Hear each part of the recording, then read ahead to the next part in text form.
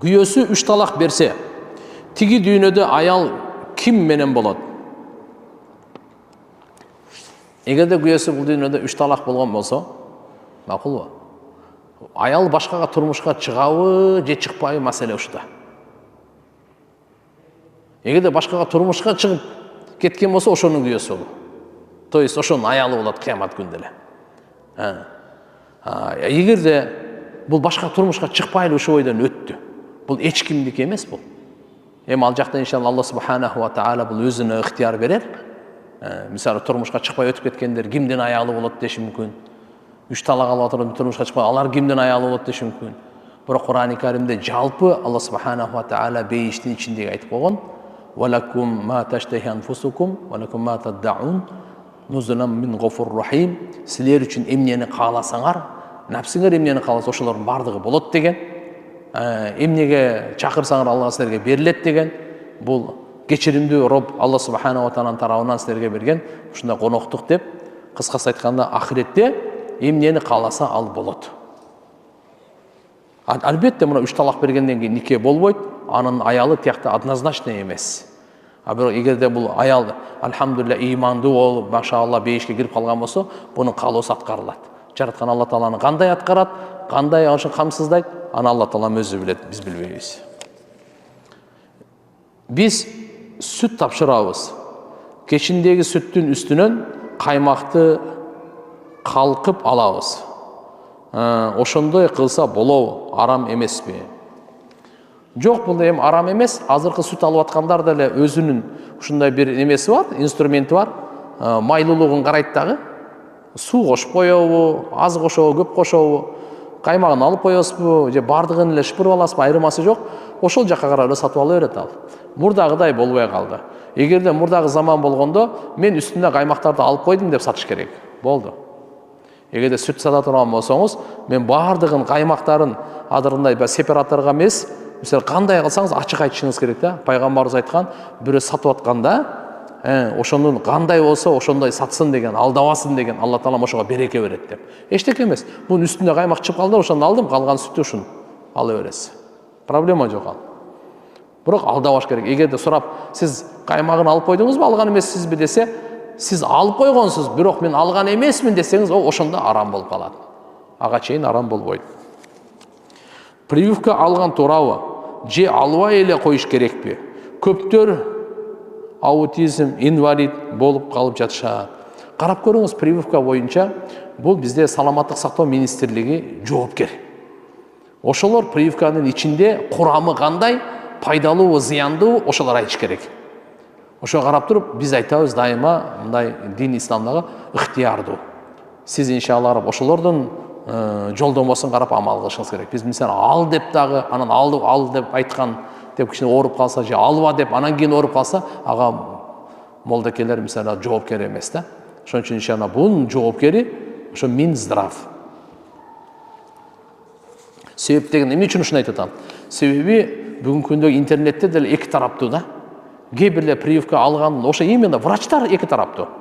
Прививка алганды эме кылышат, колдошот, кээ бирлери албаганды колдошот. А жеке мен өзүмө койсо, алгачкы прививкаларды мен алмакмын, кийин бала ден соолугу жакшы болсо, албай эле коймокмун. Эгерде бала ооруп атса, анда алдырмакмын. Атам намаз окубайт. Мен ар күнү дуа кылам. Бирок дуадан тышкары дагы кандай жол менен намазга үндөсөм болот? Жүрөгүнө жумшак түрдө тийип. Дуа кылгандан башка дагы атаңызга машаалла эчтеке эмес, жакшынакай сунуш иретинде, буйрук иретинде эмес, сунуш иретинде атага айтыш керек. Ата окусаңыз жакшы болот эле, пайдасы көп экен деп, мына намаз боюнча уктум деп, анан биздин баяндар бар намаз боюнча, ошолорду кыркып алып жөнөтүңүз. Анан кийин карап туруп, алхамдулилля бир даватка чыгып келсе, жакшы адамдар менен кошуп жүрсеңиз, бар даватка чыгып келип, машаалла үйрөнүп келсе дагы жакшы болот эле. Кыскасы, манжадда важада дейт. Ким мээнет кылса эле табат жолдучу. Кантип даватка алам? Калпак алып бериңиз, чай алып бериңиз. Ошол учурдан кийин жөнөкөй эле алып берип эле койбостон, сөзсүз жараткан Алла Таалага чакырып дават кылыңыз. Алла Таала мынакей, алхамдулилля, пайгамбарыбыздын жубайлары, кыздары, сахабалардын аялдары бардыгы дават берет эле. Дават бербей койгон мусибат да. Ошон үчүн иншалла атаңызга дуа кылып, дуадан сырткары дагы сөз айтыңыз. Айтпай койбоңуз. Урушуп кетпеш керек, самый главный. Этаж үйдө жашайбыз, тамак аш көп төгүлүп калып жатат. Кандай жолу бар? Кокус чыгып кетсе, кокус жел чыгып кетсе дарат бузулат. Жел чыкканда дарат бузулат. Бул бир. Экинчиси, үйдө, этаж үйдө жашайбыз, тамак аш көп төгүлүп жатат деп атпайсызбы? Мындайда Алланы берген нематын биринчи өзүбүз баштайлы да, исрап кылбайлы. Исрап кылбайлы. Ошого биз өзүбүздөн баштап, анан кошуналарга да, этаждагылар акырын айтайлы. Алар болбой эле исрап кылып атса, сиз ага жоопкер эмессиз. Кыямат күнү өздөрү жооп берет. Кыямат күнү өздөрү жооп берет. Бирок, машалла, мүмкүн болушунча аларга дагы биз кошуналарга мындай кагаз түрүндөбү, же болбосо мындай ооз экиби айтып коюшубуз керек. Алланын нематын кордобойлу. Умрага намазды билбей барса эмне болот? Эч даярдык жок. Кайра келгенде мурунку адат менен жүрсөчү. Умрага барганда намаз билген кишилерге кошуп коюш керек. Эгерде киши болсо, эгерде намазды билбесе аял, анда намаз билген аял менен чогуу кош керек, что бул 10-15 күндүн ичинде намазды үйрөнүп келсин. Бул жакта үйрөнө албайт. Алланын жолуна чыкканда, ыйык жерге барганда намазды үйрөнгөнгө дагы бир чоң мүмкүнчүлүк болот. Эшик ачылат. Алланын райымына эшик ачылат. Ошончо адамдарды көрүп дагы өзүнөн өзү күч кубат пайда болот да. Адамдар анан хотя бы 10 күн болсун ылдый өйдө туруп, качан рүкү кылат, кандай сажда кылат, кантип салам берет, иншалла үйрөнүп кетет. Өзгөчө мынал жактан кошуп атканда, ошондо умрагач сөзсүз жанында намаз үйрөнгөн келинди, же болбосо аялды, же намаз үйрөнгөн эркекти, билгендерди кошуп ушуга жөнөтсө, буюрса иншалла үйрөнүп келет. Устаз, өзү мындай да, умрач бул саякат эмес да. Бул умра адам баласы эмне үчүн барат? Дин үйрөнүш үчүн барат. Эмне үчүн барат? Жараткан Аллага жакындашыш үчүн барат. Тооба кылыш үчүн барат. Эмне үчүн барат? Биздин мусулман баласы ибадатын жайында туруш үчүн барат. Ошон үчүн мына умрага барганда жакшы жамаатка эле кошсоңуз, Кудай калса пайда алып келет. Устаз, мен намаз окуп жатканда Алла мени жазалабасын деп коркунуч менен окуйм. Эмнеге мен өлүмдү көп ойлонуп корко берем? Өзү жакшы, Алладан коркуу окуган жакшы. Пайгамбарыбыз хадисте айткан, эң биринчи кыяматка жакын Алладан коркуу, намаздын ичинде Алладан коркуу көтөрүлүп кетет экен да. Адамдар намазды коркпой эле окуп калат экен. Ушу кыяматтын биринчи белгиси деген. Биринчи белги. Ошон үчүн намазды мүмкүн болушунча аз мындай Алла мени азаптап койбосун деп Алладан коркуу окуган, альхамдулилля, бул намаздын максаттарынын бири бул. Эмнеге мен өлүмдү көп ойлонуп корко берем деп. Жок. Өлүмдү көп эстеш керек. Аны корконун кереги жок. Мен сизге айтып коеюнбу? Бир алым айтат да, мындай дейт. Жакшы адамга өлүмдөн дагы жакшыраак куш кабары жок дейт. Жаман адамга өлүмдөн дагы коркунучтуу кабар жок дейт да. Бул өлүм жакшы адамга өтө жакшы куш кабар. Эгерде жакшы адам болсо. Пайгамбарыбыз хадисте айтат го. Ким ар бир намаз сайын аяттан курсун окуп жүрсө, бейишке кирүүсүнө өлүм эле тоскоолдук кылып турат. Ал жаман адам болсо өлүмдөн коркуштуу кабар жок. Ошон үчүн өлүмдү эстөө өзүнчө ибадат, коркуу өзүнчө ибадат. Бирок анан кийин эле өлүмдү эстеп коркуп калып эле бардык нерсени таштап коюп, андай эмес. Биздин динибиз андайга эме кылбайт. Наоборот, ошону эстегенден кийин жүрөктү тазартып, күнөөдөн сактанып, ибадатты көп кылганга бизге түрткү болуш керек. Мен кредит бөлүмүндө иштеймин. Банкта берген кредитиме жараша айлык аламын. Алган айлыгым харам болобу? Эгерде сиз ислам принцип каржылоолору менен кредит бере турган болсоңуз, арам болбойт. Калганы болуп калса арам болот. Чачты хынадан башка боек менен боесо болобу? Жок, хынага уруксат берилет, хынадан башкага уруксат жок. Хынадан башкага уруксат жок. Эң жакшысы эмесе хынада, калганы только зарылчылыктын учурунда. Зарылчылыктын учуру кандай? Эгерде адамдын чачы түшүп баратса болсо, жаш эле туруп эле чачы агарып кетсе, эми ошо күйөөсүнө, ошол үчүн кооздонгонго шарият уруксат берет. Ошол учурларда, зарылчылык учурларда боесо болот. Жөндөн жөн боесо болбойт. Намаздарыма бекем боло албай жатам. Дуа кылып коесуз. Аллахым намазыңызга бекем кылсын. Амин. Сиз мындай кылыңыз да намаздын пайдаларын окуңуз. Намазга адамдарды, башка аялдарды дават бериңиз и дуа кылыңыз. Таква салиха кыз болуу үчүн эмне кылуу керек? Жана да жакшы аял болуу үчүн эмне кылуу керек? Эң биринчи күч кубатты Куранга бериңиз. Куран окуңуз. Убактыңызды текке кетирбей, Куран окуңуз. Боюнда бар кезде чач алса болобу? Чачым узун жана калың болуп жүдөп жатам. Караңыз, эгерде зарылчылык боло турган болсо, чачыңыз өтө узун болуп кыйнап аткан болсо, бир аз кыскартса болот. Боюнда бар учурунда деле. Менин апам каза болуп калган. Апаман кийин өтө реанимация болуп калдым. Кайын журтума таарынычым бар. Аллахтын разычылыгы үчүн кечирдим дейм. Бирок эч эле кечире албай койдум. Унчукпай эле Аллага тапшырдым деп намаз окуганда дуа кылам. Туура эле болобу? Кудай кааласа мындай кечирдим дей бериңиз. Кайра шайтан ояп келет. Кайра алардын жамандыгын эстетет. Ошон үчүн кайра кечирдим деген сайын сооп аласыз, сизчи. Ошого жетпейт. Кудай кааласа иншалла кечирип кое бериңиз. Алла Таалам өзүнүн аржагын билет. Мен намаз окуп жоолук салынам. Шарияттын өкүмдөрүн аткарганча аракет кылам. Бирок мен мунафык эмесминби деген ой келе берет. Бир күнөө кылсам, өзүмдү жек көрүп кетем. Кеңешиңизге муктажмын. Өзү мусулман адам өзүн мунафык эмесмин деп коркуп жүрөт да. Жок, мен мунафык эмесмин деген өзү мусулман эмес деп айтылат. Ошол мунафык дейт өзүчү. Бизде китептерде келет, ким өзүн мунафык эмесмин десе, ошол мунафык дейт. Мусулман адам өзү мунафыктыктан корккон адам гана мусулман дейт. Биз эмес, сахабалардан канчосын көргөнмүн дейт табииндер, бардыгы мунафыктыктан коркуп жүрүшөт эле дейт. Ал эмес, Хазирет Умар разияллаху анху кандай эле. Өзү айтат эле, Хузайфа пайгамбарыбыздын сырдашы эле. Ошол мунафыктардын тизмесин бардыгын билчү. Ошого айтат эле, мен пайгамбарыбыздын сырын ачканды каалабайм, Хузайфа. Просто ошо мага айтып койчу, ошол мунафыктардын тизмесинде менин атым жок бекен дейт. Хазирет Умар ушунчалык өзүнө мунафыктыктан коркот эле.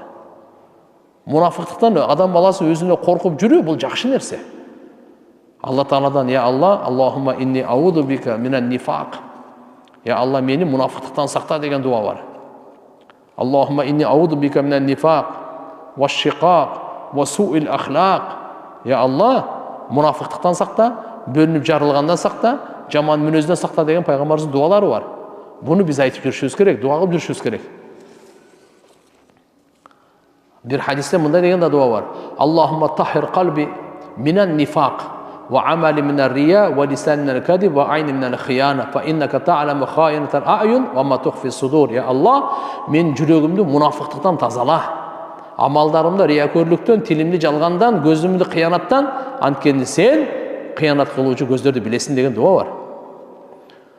Устаз, кандайсы? Менин суроом мындай: апам каза болуп калганына көп болду. Түштөрүмө кирип жатат. Эмне себептен кириши мүмкүн? Куран окуп коюңуз, эгерде мүмкүнчүлүк болсо кан чыгарып коюңуз. Анын апаңыздын осуяты айтылып кеткен керези болсо, ошону аткарып койгонуңуз жакшы. Айтпай деле кеткен болсо, апаңыздын эже сиңдиси менен жакшы мамиледе болуңуз. Напсибизди кантип жеңсек болот? Өлүмдү көп эскерип. Пайгамбарыбыз айткан: "Актиру хадимал ладдат", яни ал-маут деген. Силер напсини талкалай турган, сындыра турган нерсени көп эстегиле. Мындайча айтканда өлүм деген. Напсини жеңе турган нерсе өлүмдү эстөөсүз мүмкүн эмес. Менин суроом: улуту башка ислам динин карманбаган, мусулман эмес адамга турмушка чыгуу болобу? Мен өзүм ислам динин карманам. Жок болбойт. Бул биздин динибизде бул тыюу салынган. Атак мусулман болсо, кайсы улутта болсо деле чыкса боло берет. Мусулман эмеспи, кайсы улутта болсо дагы ага турмушка чыкканга нике кыйылбайт. Никени кыйып салса деле өтпөйт. Ошон үчүн мусулманга турмушка чыккыла. Sonra берейин дедим эле, түшүмө туалеттер кире берет. Ичинде жүргөнүмдү көрөм. Ичиндеги нажасаттарды дагы караган болом. Эмне кылсам болот устаз? Мындай да, бул жин шайтандардын жайы ажаткана болот. Ошон үчүн биз пайгамбарыбыз айткан, качан ажатканага кире турган болсоңор, бошоно турган ыплас жерге барсаңар, Аллахумма инни ауду бика минал хубси вал хабаис, я Алла, жиндердин эркек ургачыларынан сактагын, жамандыктарынан деп пана тилегиле деген да. Ошон үчүн мурады, булар ошол жаман нерсе илешкендерден болот. Сиз Ихлас Фалахнасты сөзсүз жатаарда 3төн окуп өзүңүзгө дем салыңыз, жана ажатканага кирерде сөзсүз ушу дуаны окуйсуз. Бисмилlah, Аллахумма инни ауду бика минал хубси вал хабаис деп сол бут менен. Хижаб жамынбай эле намаз окуп жүрсө болобу? Жо, намаз өтпөй калат да. Кандай? Хижаб дегенде мындай да бет ачык болсо намазга эчтеке эмес. Чачтар көрүнбөш керек, кулак көрүнбөш керек, моюн жабык болуш керек. Эки алакан менен эле жүз менен ачылат да, анан намаз окуйт да. Болбосо намаз өтпөйт. Ал эми жолукка келгенден кийин үйдүн ичинде жолуксуз жүрсө болобу? Үйдө боло берет. Намаз учуру эмес, мисалы, намаздыкка гана ушул шарт да. Жүз гана ачык болуш керек, алакан гана ачык болуш керек, калган жери жабык болуш керек. Бул намазга. Үйдүн ичинде башка учурларда бемарал жолуксуз жүрө берсеңер боло берет. Мына ошол жерде намахрамдар болбосун да, намахрамдар. Мисалы, атаңыз менен бир туугандын балдары бар, ошолордун астында чачын жайып көрсөтүп жүргөн болбойт. Апаңыздын, мисалы, агасы же иниси бар, тайкеңиз бар, ошолордун балдары бар. Вот ошолор менен ошолордун арасында дагы чогуу жүргөндөрдө, мисалы, чачтарын жайып көрсөтүп жүргөн шариятта туура келбейт.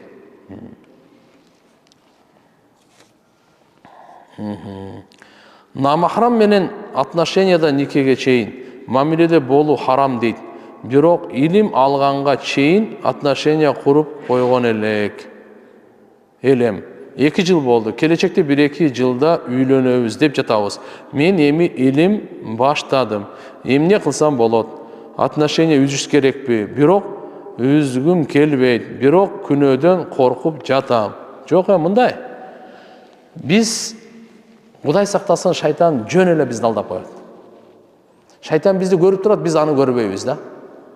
Ошон үчүн пайгамбарыбыз Мухаммад алейхиссаламдын айткан акыл насааттары, данышмандыктары бул кыямат күнгө чейин да. Чөнки сиз анга мамиле кылбаңыз, тим более илим менен келип атасыз. Эгерде ушунчалык баш кошсоңор, анда ата-энеге айтып эле баш кошуп коюш керек. Нике кыйып, анан сүйлөшүп жүрө берле. Эгерде ага чейин жокпу, жөн эле саламдашып, сүйлөшүп, же хотя бы тиги мындайлар жазышып, бул шарият боюнча тыйылган. Бунун акыбети жакшы эмес. Адам баласынын жүрөгү тез-тез өзгөрүп турат.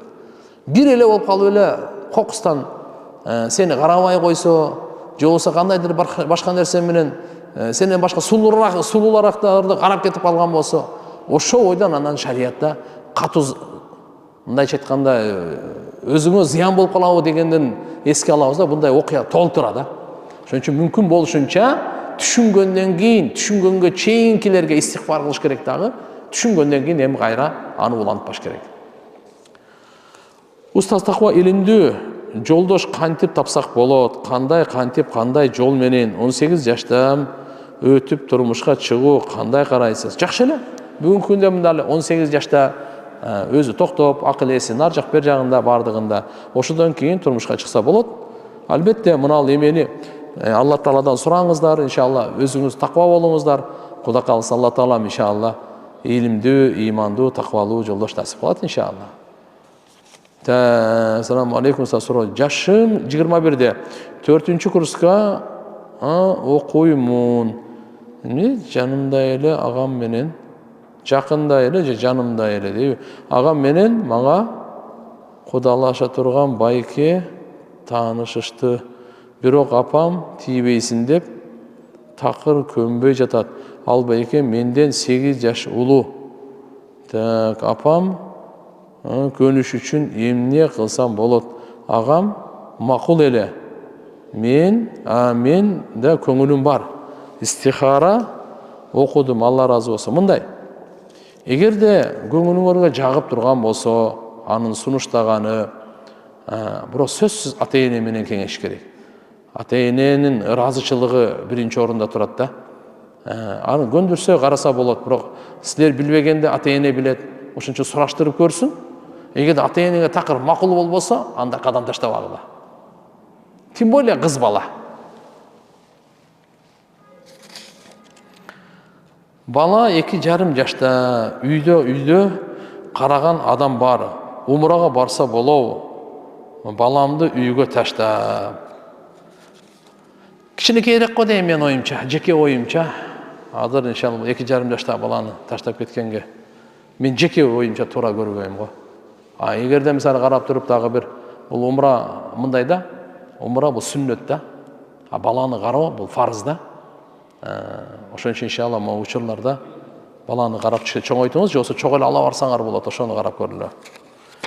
Аял киши исламда үйдө отурат, бала чоңойтуп, күйөөсүнүн кызматын кылат, үй жай баарын кайнене кайнатасына жаздырат, күйөөсүнө үй жайды, машинаны өзүнө жаздыр, же мага жаздыр дегенге акысы барбы? Шарт коюп талап кылсак болобу? Мындай. Шариатта ар кимдин мүлкүн Алла Таала чектеп койгон. Атанын мүлкү өзүнчө, апаныкы өзүнчө, баланыкы өзүнчө, аялдыкы өзүнчө. Күйөөсүнүн мүлкүчү ал өзүнүкү да. Эгерде аял экөө чогуу тапса, чогуу иштешип, ал анда чогуу мүлк болуп эсептелинет. Бирок эгерде аялы таппаса, жөн эле үйдө бала чаканы карап отура турган болсо, күйөөсүнүн мүлкү күйөөсүнүкү болуп эсептелет. Кудай сактасын, эгерде күйөөсү өлүп калса, ошодон мурас алат.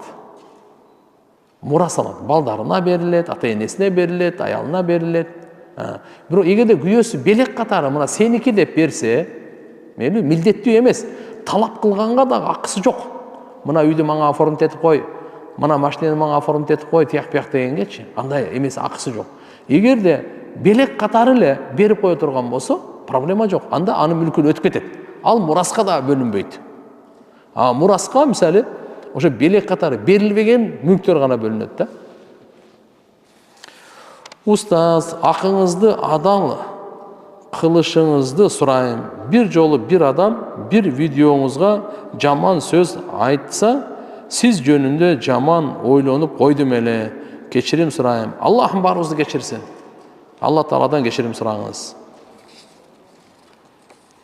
Биз, салам алейкум устаз, сизге бергим келген суроо. Биз үй бүлөбүз менен динге ишенебиз. Бирок ошого амал кылуу биз үчүн кыйынга туудурат. Үйүбүздө көп уруштар болот. Көбүнчөсү атам менен апам кичине нерсеге эле уруша беришет. Бизге ал нерсе жакпайт. Ошого биз эмне кылып жардам берсек болот? 6 бир тууганбыз. Чоң рахмат. Үйдө качан жаңжал болот? Качан ата эне урушат? Качан бир туугандар урушат? Билесизби? Качан Алла менен байланыш үзүлгөндө, анан ошол жерде шайтан азгырыгын салат да. Аны үчүн кандай кылыш керек? Аны үчүн оңой эле. Үйдө таалим башташ керек. Үйдө сиздер пайгамбарыбыздын хадистеринен, пайгамбарыбыздын өмүр баяны, Куран окуйсуздарбы, жокпу? Ошого эгерде окуй элек болсоңуздар, ошону күн сайын баштагыла. Куран күн сайын окуңуздар, зикир күн сайын кылыңыздар. Бунун берекеси менен альхамдулилла үйдө өтө көп жамандыктар кетет. Шайтандын азгыруулары, сыйкырлар, көрө албастыктар, дүйнөгө болгон ачкөздүктөр, мейлиби? Эмне деген көзгө көрүнгөн, көрүнбөгөн арам нерселердин баары Куран менен кетет. Үйдө Куран окулуп турсун, балдарда Куран окусун. Зикир дуаларды кылып тургула, ата энеңер менен чогуу таалим кылгыла. Мына Фазаил Амал деген китеп бар. Же болбосо Рияз Салихин деген китеп бар. Мунтахиб хадистен тандалган хадистер бар. Биз ошолорду окуп айтабыз. Ошолорду окуңузгун, анан көрөсүз касиетти кандай экен. Мыналардын бардыгы анан ошого Кудай кааласа ошого жок болот. Үйдө амалды баштаңыздар, нурлуу амалдарды киргизиңиздер үйгө. Устаз, мен 25 жаштамын, турмуштагы эжелерим кийин үйдө отурсаң, иштебесең, стресс, депрессия болосуң дешет. Мен иштегим келбейт, үйдө эле отургум келет. Мечитке барганга нежелательно болгон динибизде үйдө отурсам стресс болбоймунбу? Неге ол?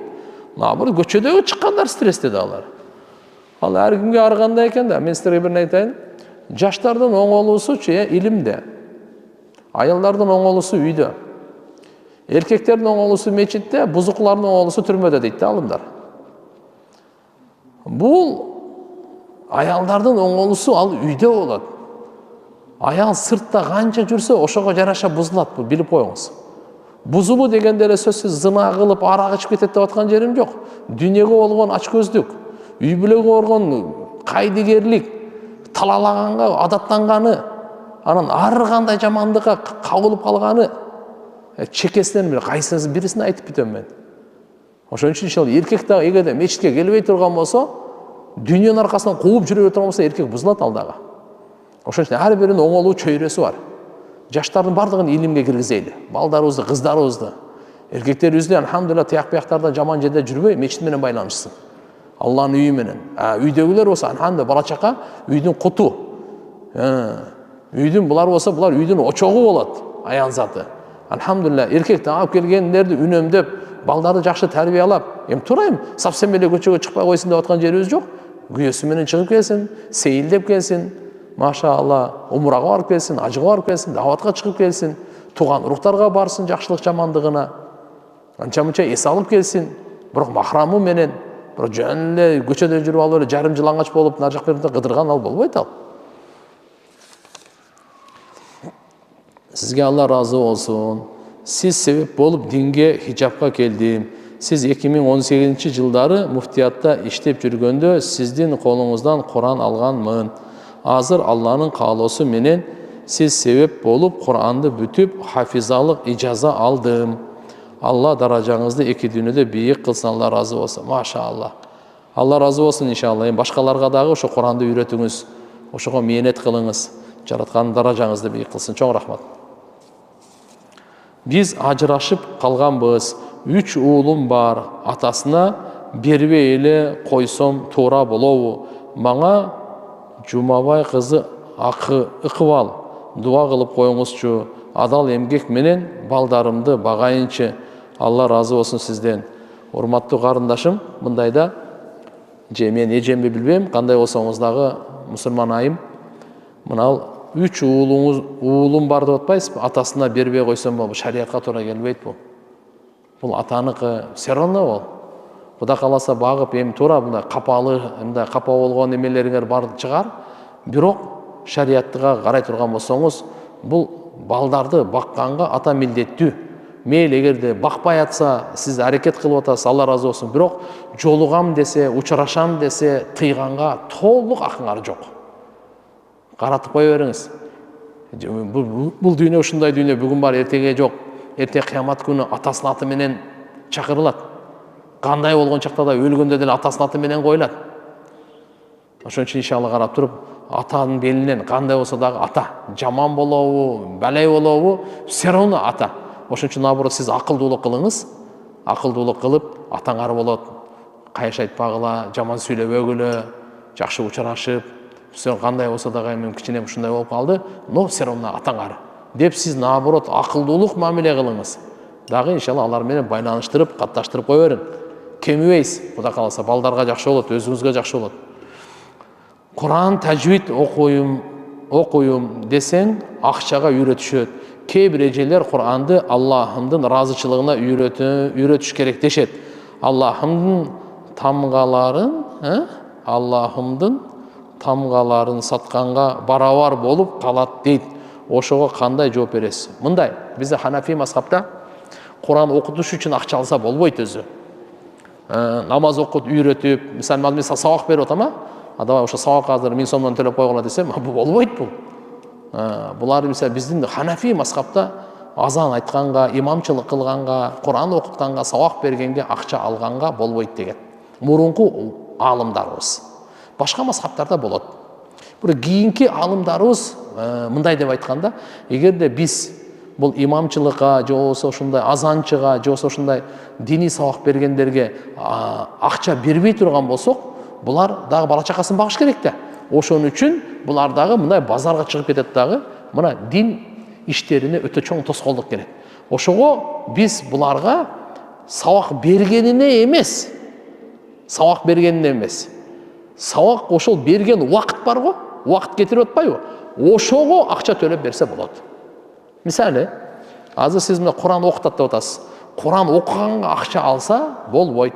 Бирок Куран окутканга сизге 1 саат сабак берип атабы? Ошо 1 саат башка иштери менен деле акча тапса болот эле. Базарга чыгыппы. Ошого сарптабастан сизге бөлүп берип атат 1 саатты Кураныңызды оңдош үчүн. Ошо 1 саатка төлөп коюңуз, Куранга эмес. 1 саат убакыт бөлүп бергенине төлөңүз, Куранга эмес. Түшүндүрө алдымбы билбейм. Ошон үчүн иншалла мына жерде азыр башка нерселерге деле төлөп окуп атышпайбы. Мен айтар элем, эгерде Алла үчүн окутсам мейли, Алла разы болсун, нур үстүнө нур. Бирок сиз ошогочу качан чөнтөгүңүздөн акча чыкса, ошо кадырлуу болот. Ошону баалайсыз. Азыр англис тилге канча берип атасыз акча? Кытай тилин үйрөнгөнгө канча акча берип атасыз? Болор болбогон азыр капкаяктагы бир BBC бир нерселерге ушунча акча төлөп алып атышат. А сиз Куранды алып атасыз. Эчтеке эмес. Буга кеткен акча Аллахым эселетип кайтарып берет. Берекеси менен кайтарып берет. Сообу менен кайтарып берет. Билип коюңуз, динге сарпталган акча эки нерсе. Биринчи берекеси, экинчи сообу болот. Буга шектенбеңиз. Ошон үчүн иншалла чын жүрөктөн наоборот, эгерде 1000 сом десе 1,5 бериңиз керекпи? Бирок жакшы үйрөнүп алыңыз. А эгерде Аллахым кабыл кылсын. Хижабка жаңы келген эне дейм, жаңы келген эле келем деп ниет кылган. Кыздарга мотивация берип койсоңуз, хижабка жаңы келем деп ниет кылган. Түшүндүм. Кыздарга мотивация берип койсоңуз. Мындай да, урматтуу энелер, эже карындаштар. Аял затынын чырайы хижаб менен да. Бул маданиятыбыз биздинчи, уяттуулугубуз. Бул ибадат, бул дин. Алла Таалам алхамдулилла сизге разы боло турган амал. Жараткан Алла Субхана ва Таала аял затын чачым болсо хижаб менен кооздогонда. Периштелердин дуасы. Ошон үчүн Алла Таалам алхамдулилла мындай мүмкүнчүлүктү ар кимге бере бербейт. Бул хижабты жөнөкөй эле ар ким тагына бербейт. Ушуну жакшы түшүнүп коюң. Алла сүйгөн, периштелер сүйгөн, ахирети оңоло турган, түбөлүктүү бейишке бара турган ошондой аялдар, эне карындаштар, мына ошолор тагынат хижабты. Ошон үчүн иншалла Кудай кааласа, мынакей эми ниет кылып атсыздар. Кудайым иншалла берекесин берсин, бул ибадат. Инстаграм көргөндө ар кандай видеолор чыга берет. Ошону көрүп коем. Күнөө болуп жатса дагы совет берип койсоңуз, кантип арылаш ушул адаттан. Мындай. Интернет барго, пайдасынан зыяны көп. Интернет барго, бул чын-чынына келгенде шайтандын куралы. Интернет барго, сизди Алладан үзөт. Амалдарыңызды, мүнөздөрүңүздү бардыгын талкалайт дагы. Өзгөчө үй бүлөлүк мамилени алсыратат булчу. Жалкоолукка алып келет. Ошо интернетке кеткен 1 саатын тренировка кылса, 1 саатын Куран окуса, 1 саатын өзүнө пайдалуу илимдерди ала турган болсо, канча пайда болмок? Өзүңүз мындай эсептеп көрсөңүз, таразалапчы, 3 саат көрдүңүз, не пайда алдыңыз? Эми пайда деле алган жокмун, зыян деле алган жокмун десеңиз болот. Ошондо деле бизге зыян да. Мусулман адам только пайдага жүрүш керек да. Ошон үчүн мен бардыгын айтат элем мындайчы. Мисалы интернетти мен деле көрөм. Бирок ошону биз карайлы. Пайдалуу нерсесин карайлы. Сиз өзүңүзгө кандай пайдалуу нерсе барбы, жокпу? Болбосо башка нерселерди, баягындай немелерди токтотуңуз, ар нерселерди көргөндөчү. Бул сиздин вообще ол только бузат. Бузулганда мындай да, сразу бузулуп кетпейсиз. Акырында бузулуп, кийин оңолушуңуз кыйын болуп калат. Ошон үчүн бул нерсе шайтандын куралы деп бекер айтылган эмес. Бир нерсени пайда алам депчи, 10 нерсени зыян алгандан көрө, мени бир зыянды таштап койгон жакшы, 10 пайдага көрөк. Бизде динибиздечи арам нерсени кетирүү биринчи орунда турат. Пайданы алганга караганда арамды кетирүү биринчи орунда турат. Экөө бирдей келип калса, пайда дагы бар, зыян дагы бар. Шарият мындай дейт: биринчи зыянды кетир, Андан кейін ана пайда болобу болбойбу бул экинчи вопрос. Ошон үчүн мына жердеги интернеттеги зыянды кетириш керек. Эмчектеги балам ток болсо дагы түнү ойгонуп ыйлай берет. Бул сиз дем салыңыз. Сөзсүз дем салыңыз. Кээде чочуп калат, кээде көз тийип калат. Жумуштан дем салганда мындай Ихласты окуйсуз, Аятал Курсини окуйсуз, Фатиханы, то есть Фатиханы, Ихласты, Аятал Курси, Кул аузу бираббил фалак, Кул аузу бираббин нас. Ушуларды кайра-кайра дем сала бериңиз. 3дөн, 5ден, 7ден, Кудай кааласа иншалла баладын баягы корккону, чочуганы, ыйлаганы бардыгы кетет. Жумуштан намаз окуганга шарт жок болуп жатат. Каза намаз кылып үйдөн окуш керекпи? Аракет кылыңыз эми мына 5 убакыт намаз. Алла таалам алхамдулилля берген да. Өтө эле мындай чогулуштар болуп калып, тигинде мындай болуп калып эле каза болуп калып алса, өз убагында окуш керек. Ошондой каза болуп калса, анда үйгө келип казасын окуйсуз.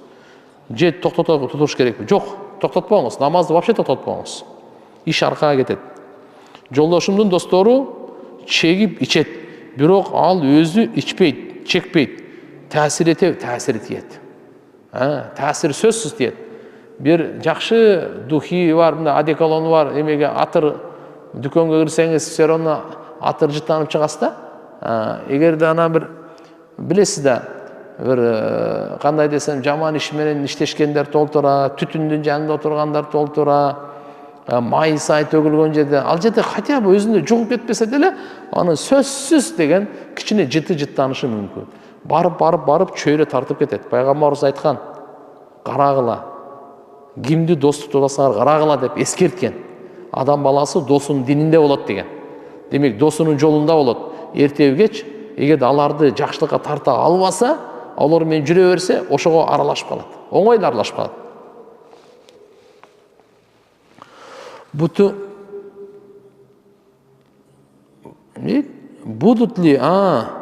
Будут ли доисторические животные в раю?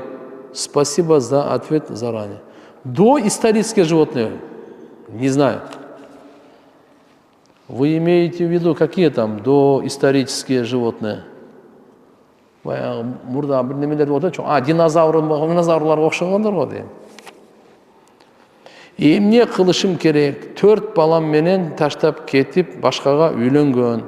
Ал аялда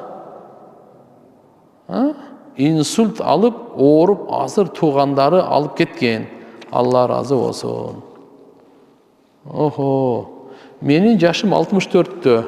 Жолдошум 30 жыл болду ажырашканыма. Балдарым жарашабыз дейт. Жараштырабыз дейт бош керек. Мен көнбөй жатам. Балдарым динде, жолдошум азыр карып оорукчан болуп калды. Ошону карап чогуу жаша деп кайын журтумда кечке суранышып атат. Уланысы турбайбы? Эмне кылышым керек? 4 балам менен таштап кетип, башкага үйлөнгөн. Аялдагы инсульт алып, ооруп, азыр туугандарга алып кеткен. Менин жеке оюмча, урматтуу эже, 64-те экенсиз. Нары өмүрүңүзгө Кудайым береке берсин, канча жашаганды Кудай билет. Жарашып алган жакшы. Ошо балдар үчүн өткөн кеткенди кечириш керек. Афалла амма салам. Менин жеке оюм. Маркумдарга зикир тартып багыштасам болот. Азырынча Куранга түшө элекмин, бирок Фатиханы 1 жолу, Ал-Ихласты 11 жолу окуйм, туура эле, туура. Пайгамбар саллаллаху алейхи вассалам түшүбүзгө көрүү үчүн кайсыл амалдарыбызды жасасак болот? Көп салават айтыңыз, сүннөткө бекем болуң. Бирок түштө кокустан болбой калса, сиз өзүңүздү бактысыз сезбең. Пайгамбарыбыз саллаллаху алейхи вассалам сөзсүз түшкө кириш керек деген бактылыктын белгиси деген эмес ал. Эми кирип калса, алхамдулилля, нур үстүнө нур. Пайгамбарыбыз айткан, мени шайтан өңдөп түстөй албайт деген да. Ким мени түшүндө көрсө, ал мени анык көрдү деген. Бирок пайгамбарыбыз Мухаммад алейхиссаламды түшүндө көрүп деле сүннөттү аткарбай жашаган, бул бактысыздык. Пайгамбарыбызды көргөн жок, бирок өңүндө сүннөттү аткарып жашаган, бул бактылуулук. Ихлас сүрөсү жөнүндө кененирээк түшүндүрмө берип коесузбу? Ихлас эми өтө кереметтүү сүрө, Курандын 3төн 1 бөлүгү. Эгерде мүмкүнчүлүгүңүз болсо, мен 5 сүрөнү тафсир деген китеп чыккан. 5 сүрөнүн тафсири. Ошол жерде Ихлас сүрө боюнча кенен жазылган. Өкүмдөрү, пайдалары, таасирлери. Вот ошону иншалла алып окусаңыз, убактыңызга иншалла иши окууну суранычы боюнча суранды WhatsApp'тан берсем болот. Аллахумма салли аля Мухаммад. Устаз, суроомдун туура эмес экенин билем. Жана бул нерсе амалыма таасирин тийгизип жатат. Кимибиз дозокко киребиз, кимибиз бейишке киребиз, тагдырыбызга жазылган болсо, биз бул дүйнөдө эмнеге жүрөбүз? Экинчиси, Адам алейхиссалам кетирген катанын жазасын эмне үчүн биз дагы өтөп жатабыз? Машаалла. Жок, бул сурооңуз туура эмес, туура эле. Бул тагдыр маселеси бар го, Алланын сыры. Биринчи жакшы түшүнүңүз, тагдырга ыйман келтирүү ар бир мусулман эркек аялга фарыз. Жакшылык, жамандык Алладан деп ыйман келтиребиз. Тагдыр Алла Тааланын илими болгондуктан, Алланын сыры болгондуктан, сизге бизге буну жашыруун кылган, биз жашыруун эле коебуз. Кайсы нерсени Алла Таалам жабык айтса, биз аны жабык ишенебиз. Ачык айтса, ачык ишенебиз. Эми пайгамбарыбыз Мухаммад алейхиссаламдан сахабалар ушундай суроону сиз суроо бергендей сурашкан. Эгерде Алла Таалам бизди жазып койгон болсо, бейиш тозокто экенибизди, анда биз бул жакта эмне үчүн жашайбыз? Эмне үчүн аракет кылабыз? Эмне кереги бар анда? Пайгамбарыбыз Мухаммад алейхиссалам мындай деп жооп берген. Силер жакшы амалды кыла бергиле. Ким кайсы үчүн жаралса, ошол жеңил болот деген. Бейиш үчүн жаралгандарга бейиштин амалы жеңил, дозок үчүн жаралгандарга дозок жеңил. Ошон үчүн кол кармамын отунда кең отурганга болбойт. Биз тагдырга таянып, жаман иштерди көбүнчө тагдырга таянып таштап койгон учурларыбыз болот. Тагдырым ушундай экен да мен эмне кылайын депчи. Жакшы ишти андай кылбайбыз, жаман ишке кылынат. Ошондуктан аалымдар буга тыюу салган. Тагдырга таянып, жаман ишти кылган акылсыздык, акмактык деген. Ошон үчүн мыналыга тагдырыбызга биз бейиште экенибизди айткан эмес да. Сыр ушул жерде. Дозоктук экенибизди айткан эмес да. Сыр ушул жерде. Бирок жараткан Алла субханаху ва таала ким кайсы амалды кылып, кандай болоорун бардык Алланын илиминде. Бирок Алла Таала тагдырын жазып бизди мажбурлаган эмес. Ушуну билип коюң. Сиз буну тагдырды мажбур деп түшүнбөңүз. Алла билет алдына ала бардык боло турган нерсени. Буну бардыгын билет. Бирок Алла Таалам сизди мени мажбурлап пешенебизге мисалы жаздырып койгон нерсеси жок. Болбосо кыямат күнү сурак эмне үчүн анда? Анда бу дүйнөдөгү жакшылык менен жамандыкты тандоо эмне үчүн берилди? Ошон үчүн биздеги акыйдабызда Ахли Сүннат ва Жамааттын акыйдасында тугандар инсан мажбур эмес. Сөзсүз Алла субханаху ва таала аны бир мажбурлап бейишке киргизип же мажбурлап дозокко салып коюп эмес. Инсан ыктыярдуу. Ыктыяр дагы өзүнө толук ыктыяр берилген эмес. Хазирет Али разияллаху анхудан сураганда, пайгамбар Али разияллаху анху айтканда, бир бутуңузду көтөрүңүз дейт. Бир бутун көтөрсөң. Эми экинчи бутуңузду көтөрүңүз, ушуну түшүрбөй эле дегенде көтөрө алуу. Ушунчалык ыктыяр берилген да. Бир бутту көтөргөнгө чейин эле да. Ошон үчүн иншалла мына шарият өкүмдөрүндө бизге толук ыктыяр, таквини деп коет. Мына күн чыккан, шамал, адамдын өлүмү, жашоосу, ырыскысы, бундайда Алланын чечими, бул жерде ыктыяр жок. Сизге бизге жакшы жаман амалды тандоодо гана ыктыяр берилген.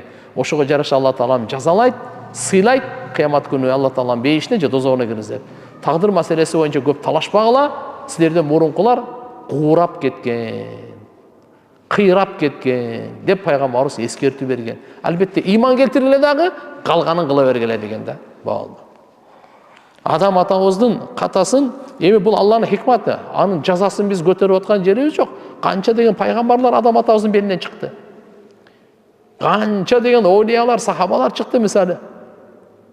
Адам атабызды Алла субханаху ва таала ал жаңылышы, бул Адам атабыздыкычы, ал андай пайгамбарлар күнөөдөн сакта. Бул тагдырдагы дагы ошо бар болчу жаңылышы. Бул жаңылышын биз мынандай будан тооба кылган. Бул жаңылышты чоң күнөө деп биз эсептебейбиз. Пайгамбарлардын бардыгы чоң күнөөлөрдөн сак болот. Албетте сизге бизге караганда кечеге бир жараткан Алла Тааланын алдында ошол жаңылыш дагы чоң катары көрүлгөн деп эсептейбиз. Алла Таалам иншалла баарыбызга тоофик берсин. Жараткан Алла Таалам баарыбызга жар болсун. Урматтуу эне эже карандаштар, дагы суроолор көп экен. Убактыбыздын аздыгына, тардыгына байланыштуу мына азыр уже 12ден 20 өтүп баратат. Иншалла Кудай кааласа будан кийинки дагы мажлистерде, сабактарда иншалла жооп берербиз. Буюрса, бирок мына сурооңуздар бирөөсү дагы жоопсуз калбайт. Буюрса иншалла сабактарда ошого жооп беребиз иншалла кезек-кезеги менен. Себеп деген аябай көп экен суроолор. Буюрса иншалла жооп беребиз. Келгениңиздерге рахмат. Демек баарыбыз иншалла majlisin duasını okup duraylı. Subhanaka Allahumma bihamdik. Neşhedü en la ilahe illa ente. Nestağfiruke ve natubu ileyk. Hurmatlı enece kardeşler, жыйынтыктап дагы айтып коеюн. Мына бүгүнкү отурган мажлисибизди Алла Таалам кабыл кылсын, күнөөлөрүбүздү кечирсин, дуаларыбызды кабыл кылсын. Будан ары канча жашообуз калды Кудай билет. Ар бир күндү баалайлы, ар бир түндү баалайлы. Өзүбүз оңолгонго аракет кылайлы. Күнөөдөн сактанганга аракет кылайлы. Башында айтып кеткендей, Куран менен дос болойлу. Зикирлерибиз тилди көндүрөйлү. Мүнөзүбүздү машаалла оңдоп, кайрымдуулук, жоомарттык жашоону тандайлы. Таквалуу, ынтымактуу жашоону тандайлы. Амин. اللهم لك الحمد كله ولك الشكر كله ولك الملك كله وإليك يرجع الأمر كله بيدك الخير كله اللهم إنا نسألك من الخير كله ونعوذ بك من الشر كله بكلمة لا إله إلا الله محمد رسول الله اللهم اغفر لنا وللمؤمنين والمؤمنات والمسلمين والمسلمات اللهم إنا نسألك رضاك والجنة ونعوذ بك من سخطك والنار اللهم اغفر لنا وارحمنا وعافنا وارزقنا жараткан الله баарыбызды, дуаларыбызды өзүң кабыл кылгын. Ушул жерде энелерибиз, эже карындаштарыбыз отурат. Аллахым талап менен келген хидаят берүүчү өзүңсүн. Жүрөктөрүбүзгө я Алла хидаят салгын. Жүрөктөрүбүздү я Алла өзүң тазалагын. Аллахым бактылуу кылгын. Бирибизди дагы бактысыз кылбагын. Ушу эже эне карындаштарыбыздын я Раббул Аламин тилектерин берген, кажеттерин бүтүргөн. Я Раббул Аламин дүйнө ахиреттин жамандыктарынан сактагын. Баарына я Алла жакшы кулк мүнөз берген. Я Алла баарына бекем ишеним берген. Жараткан Алла пайгамбар саллаллаху алейхи ва саллям шафаатына бөлөгүн. Аллахым я Раббул Аламин дүйнө ахиреттерин я Алла жакшылык менен бүтүргөн. Дүйнө ахиреттердин баардык жакшылыктарын я Аллахым насип кылгын. Аллахым өзүң разы болгон баарыбыздан разы болгон я Раббул, баарыбызды разы кылгын. Өзүң разы болбосоң өлүм бербегин. Эне эже карындаштарыбызда я Раббул Аламин таквалуу насип кылгын. Таква насип кылгын я Раббул Аламин. Илимин нафи ата кылгын, ибадат көйлөрдөн кылгын. Я Алла, куп сенин диниңди тарката турган, дават кыла турган, жакшылыктын я Алла чакыруучулардан, жамантардан я Алла кайтаруучулардан кылгын я Раббул Аламин. Жакшылардын ачкычы, жамантардын жапкычы кылгын. Аллахым оматтарын берген, рызкыларын берген, я Раббул Аламин бактыларын берген. Я Алла, иманды ул парзанттарды, кыз парзанттарды өзүң ата кылгын. Үй бүлө бала чакалары менен я Раббул Аламин ынтымакта жашаганга өзүң жардам берген. Шайтандын араласын я Алла өзүң сактагын. Шайтанды аралата көрбөгүн, нәпсинди үстөмдө кылып, душманга күлкү кылбагын. Аллахым пайгамбарыбыз саллаллаху алейхи ва салламдын сүннөтүнө, шариятына бекем кылгын. Пайгамбарыбыз саллаллаху алейхи ва салламдын сапында тургузгун. Пайгамбарыбыз саллаллаху алейхи ва саллам шафаатына лайыктуу кылгын. Пайгамбарыбыз саллаллаху алейхи ва саллам менен бирге баарыбызды фирдаус бейишиңе өзүң киргизгин. Ва саллаллаху тааля аля хайр халқихи Мухаммад ва аля алихи ва асхабихи ажмаин. Амин амин. Бирахматика я архамар рахим.